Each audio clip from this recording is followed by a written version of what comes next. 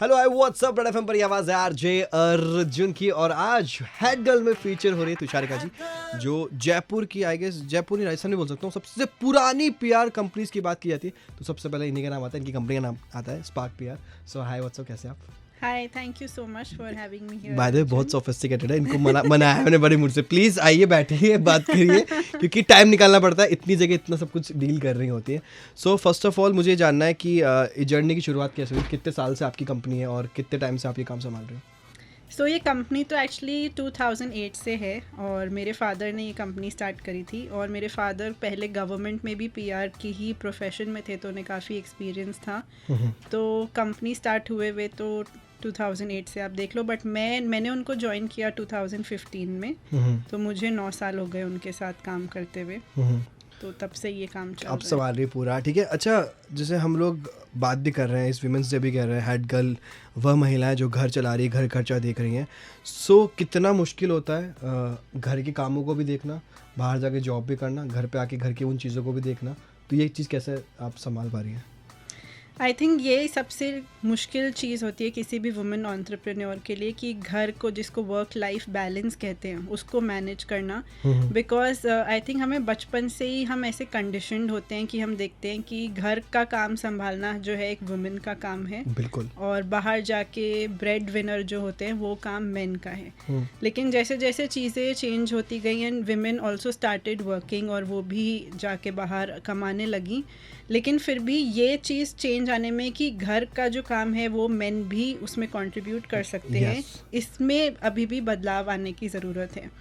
Because we expect जैसे एक saying है कि हम विमेन से एक्सपेक्ट करते हैं कि they work for them to work like they don't have a house or children and also take care of the house and their children like they don't have a job. Yes तो ये expectation महिलाओं से भी बहुत ज़्यादा होती है and कहीं ना कहीं क्योंकि हम ऐसे घरों में ब्रिंगिंग अप होती है हमारी कि हम भी वैसे ही कंडीशन हो जाते हैं और हमारे अंदर खुद एक गिल्ट आने लगता है कि हम अपने घर को समय नहीं दे पा रहे या मेरे तो अभी बच्चे नहीं हैं लेकिन हम जो मैंने देखा है जो मदर्स होती हैं उनमें इतना गिल्ट आता है जब वो बाहर जाके काम करती हैं कि मैं अपने बच्चे को घर पे छोड़कर जा रही हूँ। सो ये एक काफ़ी आई फील मुश्किल है, लेकिन इसमें फैमिली का सपोर्ट होना एंड घर पे आपके पास सपोर्ट होना जो आपको इसमें मोटिवेट करे कि आप अपने घर के साथ साथ बाहर अपनी एक इंडिपेंडेंट करियर, एक फाइनेंशियल इंडिपेंडेंस जो होती है वो भी हो सके। आई थिंक वो सबसे इम्पोर्टेंट। अच्छा लाइफ की आपकी पहली जॉब कितने की थी, मतलब अर्निंग कितनी करी थी आपने, चाहे यहीं से शुरुआत करी हो, कितने रुपए कमाए थे फर्स्ट सैलरी अगर कोई? एक्चुअली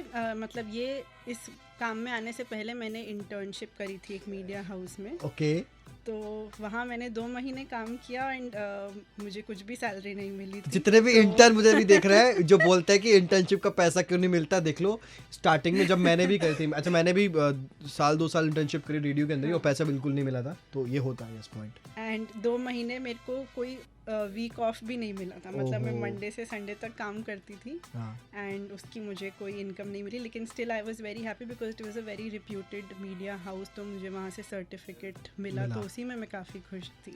हाँ लेकिन कहीं ना कहीं एक शुरुआत हुई। अच्छा अब जब आप होते ना लोग हमेशा एक चीज़ बोलते हैं कि यार घर जो चलाने का जिसका काम होता है वो एक पुरुष का ही होता है, घर का जो खर्चा है वो पुरुष ही देखेगा, महिला तो लेके खाना बना लिया ये कर लिया, ये जो स्टीरियोटाइप है इसके अगेंस्ट मतलब क्या बोलना चाहोगे इस चीज़ के ऊपर, ये जो लोग चल रहा है जो चला आ रहा है टाइम से? देखो ये जो टर्म है घर चलाना, मैं ये नहीं मानती कि दिस ओनली मीन्स कि घर में पैसे लाना, यू नो घर चलाना इज़ ऑल्सो जो घर के और काम हैं वो देखना। एंड आई फील इसमें दोनों मेन एंड विमेन का इक्वल कंट्रीब्यूशन होना चाहिए।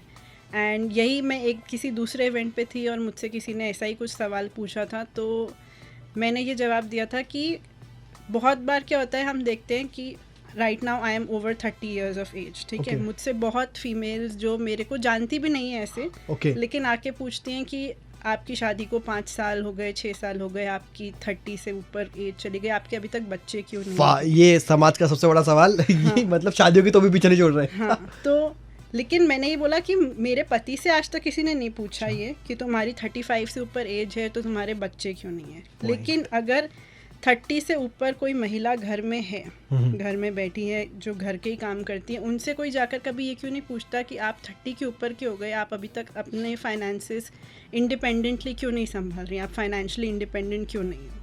मतलब आई डोंट अंडरस्टैंड कि इस चीज़ को जितना नॉर्मली हम सोचते हैं कि हाँ एक वुमन को बाय 30 बच्चा पैदा कर लेना चाहिए, उतना ही नॉर्मली हम ये क्यों नहीं देखते कि बाय 30 एक वुमन को इतनी तो इंडिपेंडेंस होनी चाहिए कि वो अपना खुद का खर्चा निकाल सकें।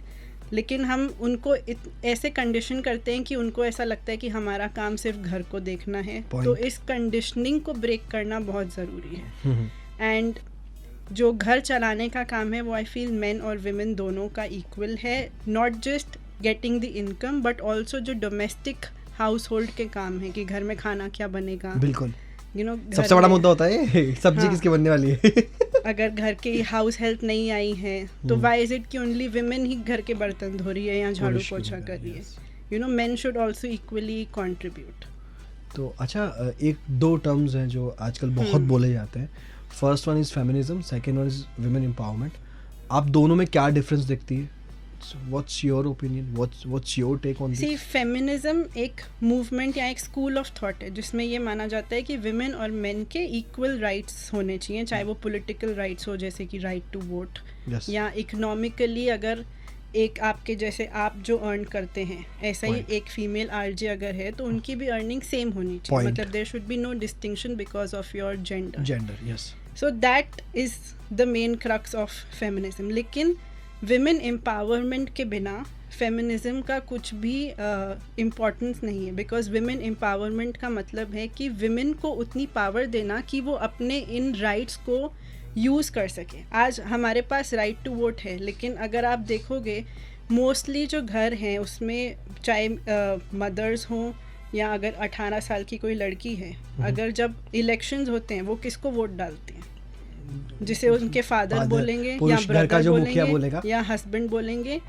उनमें वो पॉलिटिकल अवेयरनेस ही नहीं है, यू नो, एंड उनके लिए ये स्टेप्स लिए भी नहीं जाते। मतलब विमेन को हमेशा पॉलिटिक्स से एक अलग रखा जाता है कि this is the domain of main. Similarly अगर विमेन के लिए जैसे इक्वल पे है, ठीक है, आज अगर आप 50,000 रुपये कमाते हो, आपके साथ में एक फीमेल आरजे और हैं जो 50,000 रुपये कमाती है, लेकिन अगर उनके पास में वो राइट नहीं है कि वो अपने मनी को जैसे यूज़ करना चाहे कर सके, जैसे इन्वेस्ट करना चाहे कर सके, बिकॉज ये विमेन में कॉन्फिडेंस नहीं है कि मैं अपनी मनी को कैसे इन्वेस्ट करूं। यूजुअली वो सब अपने फादर या हस्बैंड के पास जाती है, पूछ लेती है जो भी है, या फिर वो उन्हें ऐसे ही ट्रीट करते हैं कि तुम्हें पता नहीं है तुम्हें मनी को कैसे इन्वेस्ट करना है, तो तुम अपनी मनी मेरे को दो, मैं तुम्हारे लिए इन्वेस्ट करता हूँ। तो विच आई थिंक कि asking for help is okay, कि अगर आपको नहीं पता है तो आप सीखो, लेकिन अल्टीमेटली आप you have to be empowered enough to take care of your finances on your own. और यही चीज़ उनके फादर या उनके हस्बैंड को करनी चाहिए कि इंस्टेड ऑफ सेइंग कि तुम्हें नहीं पता, लाओ मैं कर देता हूँ, आप उनको सिखाओ, आप उनको एम्पावर करो कि वो कैसे अपने फाइनेंसेस को आगे इन्वेस्ट कर सकती हैं, कैसे यूज़ कर सकती हैं। सो ये डिफरेंस है। सो until and unless you don't empower women, उस फेमिनिज्म का कोई मतलब नहीं है। The first thing like women empowerment. And tell me about your field. PR का आप काम कर रही होती है, पब्लिक रिलेशन का, व्यवहार का काम वो कहते हैं एक तरह से, इधर से दो लोगों के बीच का जो चीज़ होता है, मेन पिलर आप ही एक तरह से। तो कम्युनिकेशन की अगर बात की जाती है तो इट्स कितना डिफिकल्ट रहता है? एक पूरी टीम चला रही हैं आप, इतने लोग हैं, छुट्टी भी मांग रहे होते हैं एक साथ छुट्टी आती है बहुत सारी, कभी यार कोई काम नहीं कर रहा होता है। सर क्या इन्वायरमेंट कैसा रहता है? इन्वायरमेंट पूरा बताओ ना, फील्ड के बारे में आपकी क्या रहता है? तो मेरी पर्सनालिटी जो है वो एक इंट्रोवर्ट टाइप की है, ठीक है, तो मेरी पर्सनालिटी की तो बहुत विपरीत है ये काम। यस, पहली चीज़ खुद ही बोलिए विपरीत। एक बड़ा टास्क तो उन्होंने खुद नहीं उठाया कि मैं तेरा काम संभाल रही हूँ, मैं बिल्कुल नहीं बोलने वाली हूँ। हाँ, तो लेकिन धीरे धीरे जब मैं इस काम में आई तो मुझे समझ में आने लगा कि ठीक है, यहाँ पे कम्युनिकेशन बहुत ज़रूरी है। अगर आप मेरा इंस्टाग्राम पे बायो भी देखेंगे, उसमें लिखा है कम्युनिकेशन स्पेशलिस्ट हु डिटेस्ट्स टॉकिंग। तो लेकिन मुझे धीरे धीरे समझ में आया कि इस काम में ये ज़रूरी है, इंटरेक्ट करना, जाके लोगों से मिलना। तो जहाँ तक मेरे काम के लिए होता है उतना मैं करती हूँ। उसके आगे मुझे नहीं पसंद कि मैं ज़्यादा पार्टीज़ में जाऊँ या ज़्यादा सोशलाइज़ करूँ। और आई थिंक टीम चलाने की, जैसे आपने बात कही कि टीम का बहुत इम्पॉर्टेंट रोल होता है ऑब्वियसली किसी भी काम में, लेकिन आई फील सबसे मुश्किल काम एक एंटरप्रेन्योर के लिए टीम को मैनेज करना ही होता है। बिकॉज यही सब जैसे आप कह रहे हो कि किसी को कभी छुट्टी चाहिए, कभी किसी के कुछ घर में प्रॉब्लम है, तो इसको अंडरस्टैंड करना। और आई फील जितना फ्लेक्सिबल आप अपनी टीम के साथ होते हो, जितना उनको आप एक कंफर्ट जोन देते हो काम करने का, उतना ही वो आपके साथ फिर फ्लेक्सिबल होते हैं कि जब आपको कभी आपका ऐसा टाइम है जहाँ पे आपको बहुत मैन आवर्स ज़्यादा चाहिए या बहुत हेक्टिक स्केड्यूल है, तो फिर वो भी आपके साथ खड़े रहते हैं। तो आई थिंक एक कंफर्टेबल और फ्रेंडली एटमॉस्फेयर बनाना, लेकिन एक बाउंड्रीज भी रखना, इसके बीच में एक लाइन ड्रॉ करनी भी बहुत ज़रूरी होती है कि आपकी टीम को पता है कि हाँ you are there for them, लेकिन एक वो बाउंड्री जिसमें दे नो कि हाँ इसको हमें क्रॉस नहीं करना है। The best thing about this profession, सबसे अच्छा क्या लगता है? सबसे अच्छा मुझे लगता है कि हर रोज़ एक नए टाइप के इवेंट में मैं जाती हूँ। मतलब इट इज़ नॉट कि every day I am just going to my office and working. कभी कोई लिटरेचर से रिलेटेड इवेंट होता है, हर दिन कुछ अलग है। सॉरी, हर दिन कुछ ना कुछ अलग है, अलग फील्ड है। कभी पॉलिटिक्स से रिलेटेड है, कभी स्पोर्ट्स से रिलेटेड है, जैसे अभी पोलो चल रहे हैं। तो every day is a new story. And bad thing about this कि रात भर टाइम पे करनी पड़ती है, इतना काम करना पड़ता है। बैड थिंग ये है आई थिंक, बट वो हर प्रोफेशन के अपने प्रोज एंड कॉन्स हैं कि हाँ हमारे कभी कभी सुबह 7 बजे भी हमारी रिपोर्टिंग होती है, कभी रात को 11-12 बजे तक भी काम करते हैं। मोस्टली हमारे सैटरडे संडे ऑफ होते हैं, तो जैसे मेरे हस्बैंड के सैटरडे संडे ऑफ होते हैं, लेकिन मेरे सैटरडे संडे सबसे बिजी होते हैं। हाँ, तो जब मेरी स्टार्टिंग में, जब शादी के बाद पहला साल था, तब उनको इस बात पे बहुत गुस्सा आता था कि मेरी तो जब छुट्टी होती है तब तुम्हारी छुट्टी नहीं होती, तो हम कब बाहर जाएं, हम कब हॉलीडे प्लान करने में बहुत प्रॉब्लम होती है हमें।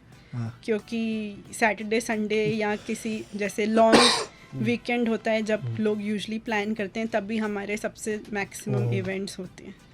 तो but it's a part and parcel. तो ओके, एंड लास्ट क्वेश्चन, समाज में हमेशा एक बोला जाता है कि एक अच्छी लड़की नहीं है, तुम अच्छी लड़की नहीं हो, ऐसा कर रही हो तो तुम अच्छी लड़की नहीं हो। व्हाट डू यू थिंक, आपके हिसाब से एक अच्छी लड़की की डेफिनेशन क्या है?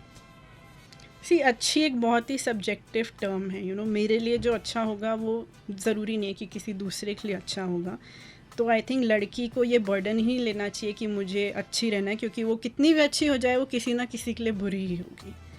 तो आई फील जिसमें आपको अच्छा लगे, जैसे आपको अच्छा लगे, जो काम आपको अच्छा लगे, जैसा ड्रेस आपको अच्छा लगे, जैसा बिहेवियर आपको अच्छा लगे, आपको वो करना चाहिए, just keeping in mind that you are not disrespecting anyone else. Okay, thank you so much once again. And सच में दिल से बोलना बड़ा अच्छा लगा मुझे कि टाइम निकाल के आया, क्योंकि इतना बिजी शेड्यूल था, पूरा प्रॉपर टाइम लेकर के मैंने हाँ इतने तक फ्री कर दूँगा, मैंने क्या कर दूँगा। और आई होप काफ़ी कुछ सीखने को भी मिला इस प्रोफेशन के बारे में भी। और द मेन चीज़ जिस हिसाब से हम लोग बात भी कर रहे हैं विमेंस डे के ऊपर, हेड गर्ल की, कि एक महिला भी जो है घर चला सकते हैं, और इतने टाइम से चला रही है यार, और उन्होंने बताया भी कैसे मैनेज कर रही है, हर चीज़ हो रही है। बट हार नहीं माननी, काम करते रहना। ये आवाज़ RJ अर्जुन की, रेड FM बजाते रहो। बजाते रहो, 93.5 रेड FM बजाते रहो।